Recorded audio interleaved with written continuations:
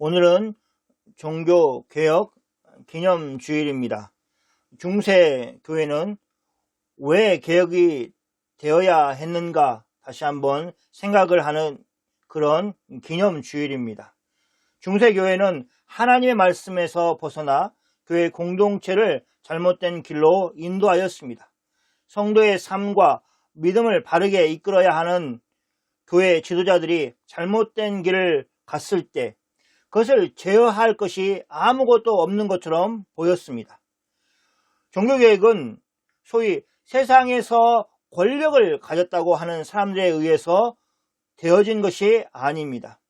그럼 누가 종교개혁을 앞장서서 행하였습니까? 종교개혁의 앞장을 선 사람들은 하나님의 말씀을 제대로 읽은 사람들이었습니다. 그 당시는 누구나 성경을 읽을 수 있는 그런 학식을 가지고 있지 못했습니다. 특별히 라틴어로 성경을 읽을 수 있는 사람들은 한정되었습니다. 자기 말로 성경을 읽는 일은 없었습니다. 왜냐하면 번역이 되지 않았기 때문에 그렇습니다. 뿐만 아니라 원래 성경이 기록된 신약 성경의 언어 헬라어를 할 수 있는 사람은 더 적었습니다. 우리가 아는 루터도 헬라어 성경을 읽고 나서 그때까지 교회가 가르치고 있던 내용들과 성경 말씀이 일치하지 않는다는 것을 깨닫게 되었습니다. 그래서 그 사실을 교회에 또 세상에 알리는 역할을 하였습니다. 종교개혁가들은 성경을 읽었습니다. 그리고 당시 교회 지도자들의 말에 무조건 순응하는 것이 아니라 하나님의 말씀에 따르기로 결단을 하였습니다. 이것은 그들이 읽은 성경에서 배운 것이었습니다. 특별히 사도들이 당시 종교 지도자들에게 불려 나갔을 때 유대 종교 지도자들 앞에서 했던 것과 같은 행동이었습니다. 유대 종교 지도자들이 엄히 사도들을 경계하였습니다. 그러면서 예수 그리스도를 증거하지 말라고 하였을 때 사도들 말을 그대로 따라서 지금 종교개혁자들이 일하였던 것입니다. 사도행전 4장 18절 19절 말씀입니다. 그들을 불러 경고하여 도무지 예수의 이름으로 말하지도 말고 가르치지도 말라 하니 베드로와 요한이 대답하여 이르되 같이 하겠습니다. 하나님 앞에서 너희의 말을 듣는 것이 하나님의 말씀을 듣는 것보다 옳은가 판단하라. 하나님의 말씀을 듣는 것이 우선이라는 사도들의 증언처럼 개혁가들은 당시 많은 어려움 속에서 계속해서 성경이 말씀하시는 내용을 주장하였습니다. 교회의 권위가 하나님의 말씀인 성경의 권위를 넘어설 수 없다는 것이 그들의 주장이었습니다. 이 너무도 상식적인 말이 그 당시에는 아주 혁명적인 것이었습니다. 왜냐하면 교회의 가르침이 언제나 우선되는 세월을 아주 길게 보내었기 때문입니다. 교회가 왜 그렇게 되었습니까? 나름 생각할 수 있는 이유들이 있습니다. 그 중에 하나는 교회의 문제들이 끊임없이 일어난다는 것입니다. 그런 문제들은 초대교회 때부터 있었습니다. 그런 문제들을 조정한다는 것은 쉬운 일이 아니었습니다. 우리의 시대에 교회에서 문제가 생기면 그것은 어떻게든지 당사자들이 하나님의 말씀의 권면을 받아들이고 문제가 원만하게 해결되는 것을 거의 보지 못했습니다.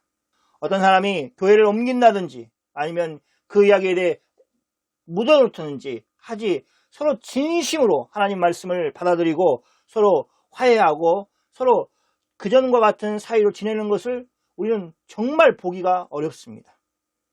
교회는 오직 하나님의 말씀과 예수님의 사랑으로 교회의 문제들을 해결해 나가야 합니다. 어떤 물리적인 힘도 교회는 가지고 있지 않습니다. 그러기 때문에 그런 힘을 교회 안에서 사용하는 것은 성경적이지 않습니다. 그렇게 생각하면 교회는 참으로 연약한 기관입니다. 세상적인 힘을 가지고 있는 것이 아니기 때문에 그렇습니다. 어떤 문제를 신속하게 해결할 수 있는 능력이 없습니다. 그러나 사람들은 끊임없이 문제를 신속하게 해결하고자 합니다. 그런 욕심을 가지고 있습니다. 교회가 그리스도의 몸이라면 완벽해야 되는 거 아닌가? 이렇게 문제가 많은데 그리스도의 몸이라고 할 수 있는가?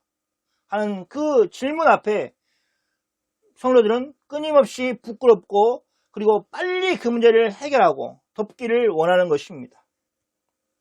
이렇게 하다 보면 교회가 그리스도의 몸으로 회복되는 것은 오직 말씀과 성령, 또 말씀과 기도밖에 없다는 것을 붙들지 못할 때가 있습니다. 자꾸 다른 요소들을 가지고 해결을 하려고 합니다.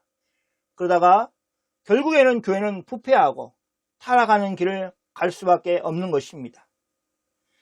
종교 개혁의 시작은 하나님의 말씀인 성경으로 돌아가는 것이었습니다. 하나님이 말씀하신 것을 듣는 것으로부터 시작되었습니다. 이것은 모든 종교 개혁의 공통된 요소입니다. 오늘 우리가 함께 읽은 에스라서의 말씀도 마찬가지입니다. 에스라는 어떤 사람입니까? 에스라서 7장을 시작하면서 에스라에 대해서 말하고 있습니다. 우리는 7장 6절 말씀을 함께 읽겠습니다. 6절 말씀입니다. 이 에스라가 바벨론에서 올라왔으니 그는 이스라엘의 하나님 여호와께서 주신 모세의 율법에 익숙한 학자로서 그의 하나님 여호와의 도우심을 입음으로 왕에게 구하는 것은 다 받는 자이더니 바벨론에서 예루살렘으로 귀환은 3차에 걸쳐서 이루어졌습니다. 에스라는 제2차 포로 귀환 때에 예루살렘으로 온 사람입니다. 이 에스라에 대해서 성경은 이스라엘의 하나님 여호와께서 주신 모세의 율법에 능숙한 학자라고 말하고 있습니다. 능숙한 사람이라고 얘기하지 않고 심지어 그는 학자였습니다. 에스라는 그 당시에 모세의 율법을 연구하는 학자였습니다. 이 에스라가 얼마나 귀한 사람인지 한번 생각해 보십시오. 남유다가 나라로 있었을 때는 모르지만 남유다가 나라를 잃어버렸습니다. 바벨론에 멸망을 했습니다. 그리고 바벨론의 포로로 사람들이 잡혀갔습니다. 그렇기 때문에 바벨론 언어를 익히고 살아야 했습니다. 유대인의 언어인 히브리어는 점점 흐릿해졌습니다. 비록 바벨론에서 태어난 이스라엘 자손들은 히브리어가 아니라 아람어에 더 익숙해졌습니다. 그런 중에 모세의 율법을 연구하는 학자가 있었습니다.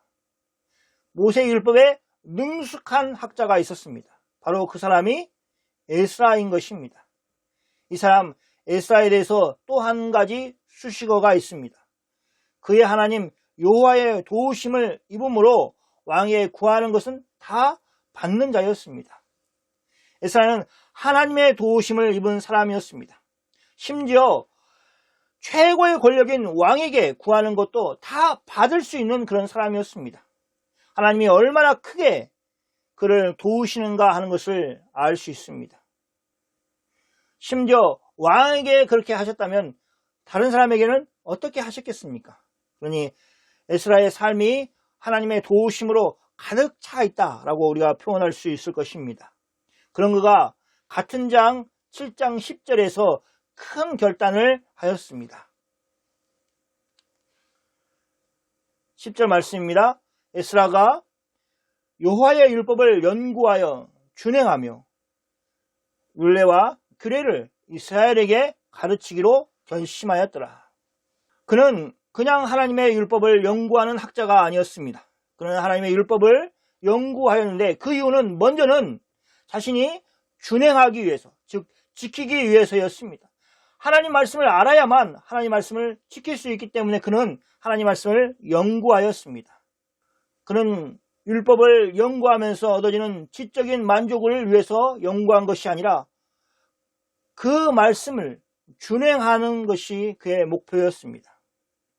그의 연구는 머리에서 끝나는 것이 아니라 삶 속에서 몸으로 실천되는 것이었습니다.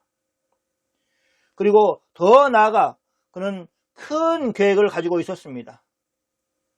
그것은 자신만 하나님의 말씀을 준행하는 것이 아니라 이스라엘에게 가르쳐 그것을 준행하게 하겠다는 결심이었습니다. 근데 여기 이스라엘에게는 어떤 사람들이냐? 바벨론에 있는 사람들이 아니라 예루살렘으로 올라가서 하나님의 말씀대로 살기를 다짐한 사람들을 향해서 이런 결심을 한 것입니다. 그래서 그는 왕과 함께 사는 삶을 버렸습니다. 얼마나 편한 삶이었겠습니까? 하나님의 은혜로, 하나님의 도우심으로 왕에게 말하는 대로 왕이 다 들어주는 그런 삶을 살고 있었으니 얼마나 그의 삶이 좋았겠습니까? 그러나 그는 그것을 버렸습니다. 그리고 고생길이 훤한 예루살렘을 향하여 갔습니다. 왜냐하면 그가 연구한 여호와의 율법을 또 율례와 규례를 이스라엘 백성들에게 가르치기 위하여서 예루살렘으로 올라간 것입니다. 그것이 오늘 본문에 나오는 에스라의 상황인 것입니다. 에스라가 예루살렘에 온 지 4개월도 되기 전에 어느 날 방백들이 에스라에게 왔습니다. 그들이 에스라에게 해준 말은 에스라에게는 참으로 충격적인 것이었습니다. 9장 1절과 2절 말씀입니다. 일 후에 방백들이 내게 나와 이르되 이스라엘 백성과 제장들과 레위 사람들이 이 땅 사람들에게서 떠나지 아니하고 가나안 사람들과 헷 사람들과 블리스 사람들과 여부스 사람들과 암몬 사람들과 모압 사람들과 애굽 사람들과 아모리 사람들의 가증한 일을 행하여 그들의 딸을 맞이하여 아내와 며느리로 삼아 거룩한 자손이 그 지방 사람들과 서로 섞이게 하는데, 같이 한번 마무리는 이렇게 같이 읽어보겠습니다. 방백들과 고관들이 이 죄에 더욱 으뜸이 되었다 하는지라. 이스라엘 백성들 뿐만 아니라 제사장들, 또 마땅히 하나님께 구별되어야 될 레위 사람들이 가나안 땅 백성에게서 떠나지 아니하였습니다. 이스라엘 백성들은 가나안 땅에 살고 있는 사람들과 구별된 삶을 살도록 하나님이 부르셨음에도 불구하고 그들을 떠나지 아니하였습니다. 구체적으로 그 땅의 사람들의 가증한 일을 함께 행하였습니다. 그럼 왜 이스라엘 백성들은 가나안 땅의 사람들처럼 역겨운 일을 하고 있었습니까?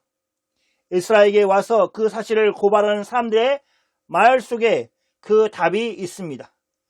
그것은 이스라엘 백성들이 그 땅 사람들과 혼인을 맺었기 때문입니다. 예루살렘 거민들은 가나안 땅의 딸들을 맞이하여서 아내와 며느리로 삼았습니다. 그런데 그 일을 누가 앞장서서 했습니까? 2절 말씀을 보면 방백들과 고관들이 그 일을 앞장서서 했다고 말하고 있습니다. 거룩해야 하는 이스라엘 백성들이 그 지방 사람들과 서로 섞이게 되었습니다. 그 당시 풍속으로 보면 아내와 며느리를 얻기 위해서는 재력이든지 힘이든지 있어야 했습니다. 그래서 성경에서 지적한 것처럼 방백, 즉 이스라엘의 지도자, 고관, 고위 관리들, 그런 사람들이 그 일을 하였던 것입니다. 중요한 것은 일반 백성들이 아닌 지도자들이 앞장서서 그 일을 행하였다는 것입니다. 이렇게 사회 지도층이 앞장서서 죄를 지으면 고치기가 참 어렵습니다. 그들이 힘을 가지고 있어서, 영향력을 가지고 있어서 누구의 말도 듣지 않기 때문에 그렇습니다. 이스라엘이 바른 길을 가도록 지도해야 될 사람들, 이스라엘을 잘 이끌어야 될 사람들이 앞에서 그런 죄악을 짓고 있었습니다. 그들은 앞장서서 그 일을 하였습니다.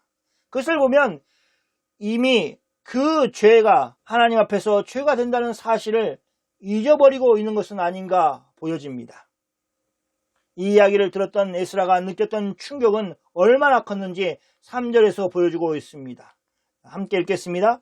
내가 이 일을 듣고 속옷과 겉옷을 찢고 머리털과 수염을 뜯으며 기가 막혀 앉으니, 에스라는 이 일을 듣고 화가 났습니다. 분노하였습니다. 그의 분노는 하나님의 말씀을 아는 사람들이 가지는 그런 정당한 분노였습니다. 죄에 대하여서 모든 그리스도인들이 품어야 될 거룩한 분노였습니다. 뿐만 아니라 에스라는 큰 슬픔에 빠졌습니다. 그가 생각했던 예루살렘에 사는 거민들이 이렇게까지 엉망이었을까 하는 생각, 그 한탄, 그가 얼마나 큰 충격으로 다가왔을까 생각할 수 있습니다.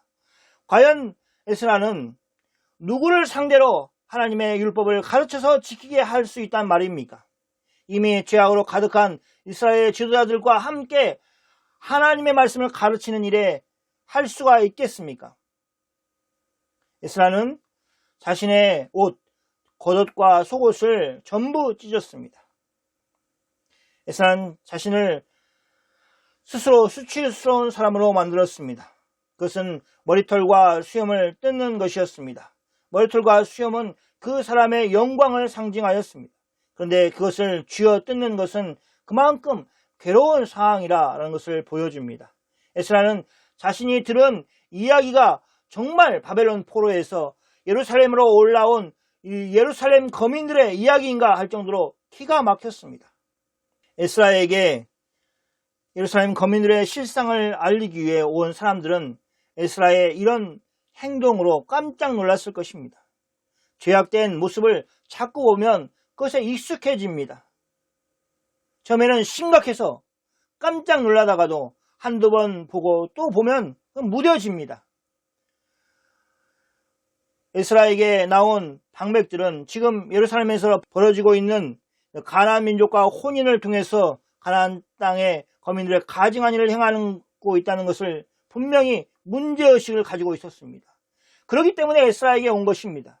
그러나 에스라가 보이는 행동만큼 그렇게 심각하게 생각하지 못한 것처럼 보입니다. 그러나 중요한 것은 에스라가 자신들의 말을 듣고 보이는 행동을 때문에 자신들의 무뎌졌던 영적인 감각들이 다시 살아났다는 것입니다. 그래서 그들이 에스라의 행동을 보고 어떻게 하였습니까? 4절 말씀을 보겠습니다. 이에 이스라엘의 하나님의 말씀으로 말미암아 떠는 자가 사로잡혔던 이 사람들의 죄 때문에 다 내게로 모이더니 내가 저녁 제사 드릴 때까지 기가 막혀 앉았더니, 그들은 에스라에게 모여들었습니다. 성경은 그들을 이스라엘 하나님의 말씀으로 말미암아 떠는 자가 이렇게 되어 있습니다. 그들은 사로잡혔던 이 사람들의 죄에 대해서 하나님의 말씀으로 말미암아 두려워하게 되었습니다. 어쩌면 그들의 마음은 바로 에스라의 마음이었습니다. 예루살렘 거민들 중에 이방 여인들과 결혼을 한 죄를 범한 사람들과 에스라는 그렇게 깊은 관계를 가지고 있지는 않았습니다. 에스라가 예루살렘에 온 지 4개월밖에 되지 않았기 때문에 그렇습니다. 4개월도 채 되지 않았기 때문에 그렇습니다. 오늘 본문 말씀을 보면 에스라는 이런 죄악이 예루살렘에서 벌어지고 있었다는 것조차 알지 못한 것처럼 보입니다. 그러니 에스라는 얼마든지 자신이 이 죄악된 일과는 무관하다고 주장할 수 있었습니다. 그러나 에스라는 그 누구보다 이 일에 대해서 하나님의 심판을 두려워하는 사람이었습니다. 그리고 그는 진정으로 그 일에 대해서 심각하게 생각하고 행동하였습니다. 하나님께서 이런 에스라에게 사람들을 붙여주셨습니다. 이렇게 이스라엘의 하나님의 말씀으로 떠는 자들이 있었기 때문에 에스라의 종교 개혁이 진행될 수 있었습니다. 에스라가 저녁 제사를 드릴 때까지 기가 막혀 앉아있을 동안 에스라와 함께 하였습니다. 그리고 함께 앉아있어 주었습니다. 저녁 제사를 드릴 때에 내가 근심 중에 일어나서 속옷과 겉옷을 찢은 채 무릎을 꿇고 나의 하나님 여호와를 향하여 손을 들고, 에스라는 저녁 제사를 드릴 때에 근심 중에 일어섰습니다.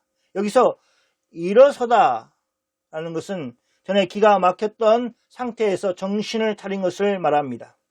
그렇게 자신의 분노와 슬픔과 좌절, 하나님의 분노에 대한 그 두려움으로 인해서 기가 막혀 주저앉아 있던 에스라는 기운을 차려 일어났습니다. 에스라가 얼마나 빨리 회복되고 있는가 하는 것을 보여주고 있습니다. 일부러 성경은 이 저녁 제사라는 시간을 사용하여서 말하고 있습니다. 그래서 예배는 사람을 회복하도록 만든다라는 것을 보여주고 있는 것입니다. 에스라는 이제 그 상처받은 마음을 가지고 무릎을 꿇었습니다. 그는 주저앉아 있던 그 상태에서 무릎을 꿇는 상태로 바뀌었습니다. 그리고 여호와 하나님을 향하여 손을 들었습니다. 그렇게 그는 기도를 시작하였습니다. 이스라엘 백성들이 보통 기도할 때는 손을 들어 기도하였습니다. 그리고 보통은 서서 기도하였습니다. 서서 두 손을 들어서 기도하는 것이 이스라엘의 기도의 자세였습니다. 그런데 에스라는 무릎을 꿇었습니다. 더 절박한 그의 마음을 보여주는 모습입니다. 그런데 에스라는 그전까지는 기도할 힘마저 없었던 것으로 보입니다. 에스라가 정신을 차리고 나서 한 일은 무엇입니까? 에스라가 하나님께 기도하면서 시작하는 그의 기도의 시작은 한번 같이 읽어볼까요? 6절 말씀입니다. 말하기를 나의 하나님이여 내가 부끄럽고 낯이 뜨거워서 감히 나의 하나님을 향하여 얼굴을 들지 못하오니 이는 우리의 죄악이 많아 정수리에 넘치고 우리의 허물이 커서 하늘에 미침이니이다.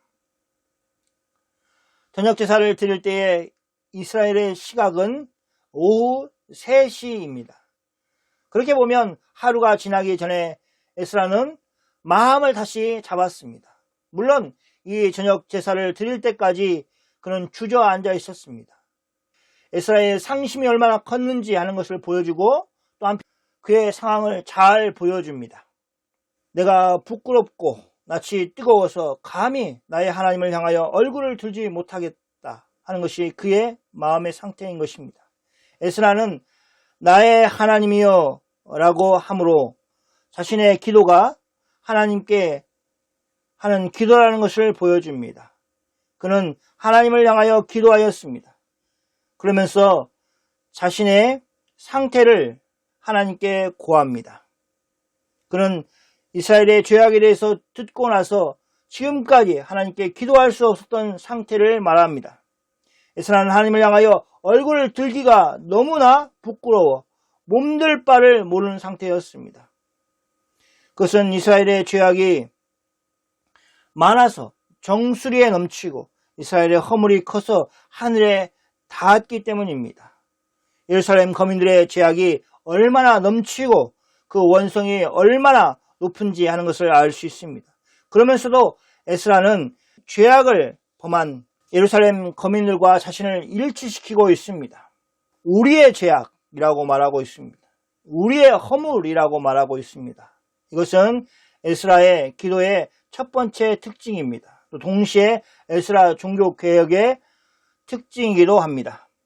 에스라는 자신이 들은 것이 예루살렘 거민 중에 이방인들과 결혼한 사람들의 죄만을 취급한 것이 아니라 예루살렘에 있는 모든 이스라엘 백성들의 죄라는 의식을 가지고 있었습니다. 그리고 죄악에 대해서 하나님의 진노가 몇몇 사람들에게만 임할 것이라고 생각하지 않았습니다. 그것은 바로의 포로에서 돌아온 예루살렘 공동체 전체가 다 책임져야 될 죄라고 생각하였습니다. 에스라의 기도 속에서 우리의 죄악이 많아 정수리에 넘치고 우리의 허물이 커서 하늘에 미칩니다 하는 말을 그냥 화려한 수사적인 표현으로 생각해서는 절대 안 됩니다. 이 표현을 사용하고 있는 에스라는 이렇게 죄악이 많았을 때 하나님이 이스라엘을 어떻게 심판하셨는지를 아는 사람입니다. 그가 포로로 예루살렘에 돌아왔을 때 그의 눈에 그 증거들이 조처에 있었습니다. 말로만 들었던 하나님의 심판이 이제는 자신의 눈으로 확인할 수 있었습니다. 여전히 예루살렘 성벽은 무너진 상태로 그렇게 있었습니다. 그런 상태로 잔여물이 그대로 남아있는 모습을 보았습니다. 그것을 보고 있는 에스라가 이스라엘의 죄악이 얼마나 큰지를 이야기한다는 것은 바로 하나님의 진노가 그처럼 다시 임할 수 있다는 것을 말하는 것입니다. 그런 가운데 하나님 앞에서 진솔하게 죄악을 고백하고 있습니다.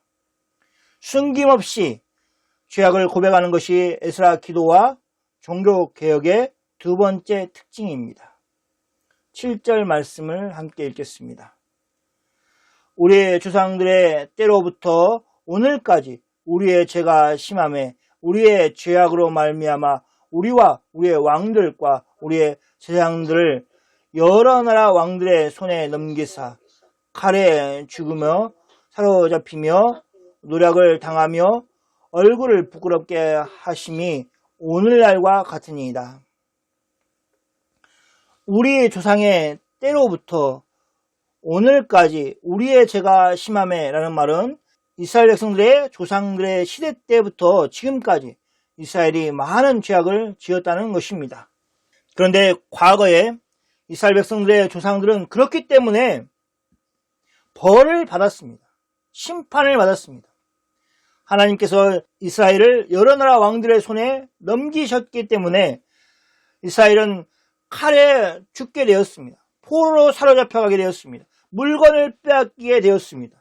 그것은 이스라엘의 입장에서는 수치스러운 일이었습니다. 그런 하나님의 징계를 받았음에도 불구하고 이스라엘 백성들 안에는 여전히 지금 오늘이라고 얘기하는 오늘까지 우리의 죄가 심함에 라고 하는 그 상태에 머물러 있는 것입니다. 에스라는 기도 중에 하나님께 그 사실을 고백하고 있습니다. 우리의 조상들은 죄를 많이 지어서 하나님의 심판을 받았지만 우리는 잘하고 있습니다. 우리는 죄악을 버렸습니다 라고 하는 것이 아니라 우리의 조상의 때부터 오늘까지 우리의 죄가 심함에 라고 분명하게 자신들의 죄가 심하다는 것을 말하고 있습니다. 그런 중에 또 하나님의 자비에 대한 믿음을 에스라는 붙들고 있습니다. 이것이 세 번째 에스라의 기도와 종교개혁의 특징입니다. 8절 말씀입니다. 이제 우리 하나님 여호와께서 우리에게 잠시 동안 은혜를 베푸사 얼마를 남겨두어 피하게 하신 우리를 그 거룩한 초소에 박힌 못과 같게 하시고 우리 하나님이 우리 눈을 밝히사 우리가 종노릇하는 중에서 조금 소생하게 하셨나이다. 에스라는 하나님의 진노가 예상되는 순간에도 기도 중에 하나님 베푸신 은혜를 기억하고 있습니다. 하나님이 예루살렘 거민에게 어떤 은혜를 주셨는지를 생각합니다. 비록 그 은혜가 잠시 동안이지만 하나님은 이스라엘에게 은혜를 베푸셨습니다. 그 결과 소수의 사람들이지만 그 거룩한 초소에 박힌 못과 같이 되었습니다. 여기 박힌 못과 같이 하신다라는 표현은 우리들에게 천막의 말뚝을 주셨다라는 뜻입니다. 이 말은 이스라엘이 유목생활을 할 때 사용했던 말입니다. 유목생활을 하는 사람들은 오랜 여행을 마치고 안식을 누리기 위해서 일정한 장소에 천막을 쳐야 했습니다. 물론 아무 곳에나 말뚝을 박는 것이 아니라 합법적인 곳에만 가능하였습니다. 그래서 하나님이 남은 이스라엘이 거할 합법적인 장소를 예루살렘에 만들어 주셨다라는 의미로 이 거룩한 초소에 박힌 못과 같게 하시고 라는 표현을 한 것입니다. 하나님은 그들에게 은혜를 주셔서 그들의 소망을 가지게 하셨습니다. 그들은 여전히 큰 제국의 지배를 받았지만 그들을 살아나게 하셨습니다. 그들의 종로로 사는 데서 해방되게 해서 살아난 것이 아니라 여전히 종살이를 하지만 하나님은 그들의 눈을 밝히시고 그들에게 전에 없던 소망을 주심으로 살아나게 하셨습니다. 그래서 조금 소생하게 하셨다라는 표현이 거기에 있습니다. 살아나는 것은 지금 우리가 처해 있는 상황이 어떠해야만 살아나는 것이 아니라는 것을 말합니다. 그것은 하나님의 은혜를 받으면 우리의 눈이 밝혀지는 것을 말하는 것입니다. 하나님이 은혜를 주셔서 우리의 눈을 밝혀 하나님이 우리와 함께 하신다는 것을, 또 하나님이 우리를 향한 계획이 있다는 것을 볼 수 있을 때 가능한 것입니다. 하나님의 역사가 여러분의 눈을 밝히시고 또 여러분에게 소망을 주실 것입니다. 네 번째는 에스라의 종교개혁은 변화에 대한 결단이 있었습니다. 10장 3절 말씀입니다. 같이 한번 읽어보겠습니다. 곧 내 주의 교훈을 따르며 우리 하나님의 명령을 떨며 준행하는 자의 가르침을 따라 이 모든 아내와 그들의 소생을 다 내보내기로 우리 하나님과 언약을 세우고 율법대로 행할 것이라. 에스라가 하나님의 성전 앞에서 엎드려 울며 기도하여 죄를 자복할 때에 많은 백성이 함께 크게 통곡하였습니다. 그들 중에 한 사람 스가랴가 에스라에게 말하였습니다. 많은 백성을 대표해서 그가 에스라에게 말한 것입니다. 그는 에스라에 대해서 먼저 이렇게 말합니다. 내 주라는 표현을 하였습니다. 이것은 많은 사람들이 에스라에 대해서 어떻게 생각하는지를 보여주는 것입니다. 그리고 두 번째 표현은 우리 하나님의 명령을 떨며 준행하는 자라고 표현하고 있습니다. 그들이 모았을 때 에스라는 하나님의 명령을 두려워하면서 떨며 그 말씀을 지키려는 사람이었습니다.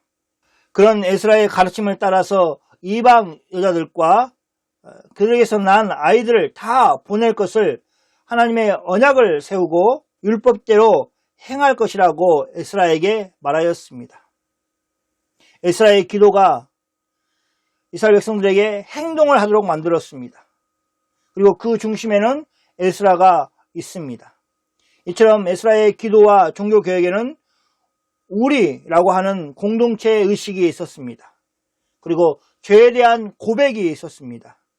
하나님의 은혜를 기억하는 것을 잊지 않았습니다. 마지막으로 행동으로 옮기는 결단이 있었습니다. 교회에 대한 소식이 항상 좋은 소식만 들리는 것이 아닙니다. 교회의 부조리함과 이해할 수 없는 상식 밖의 일들도 우리는 종종 접하게 됩니다.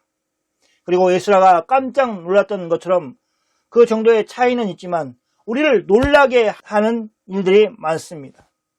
그렇게 놀라는 것으로부터 우리는 바로 하나님의 말씀을 가지고 개혁을 시작해야 합니다.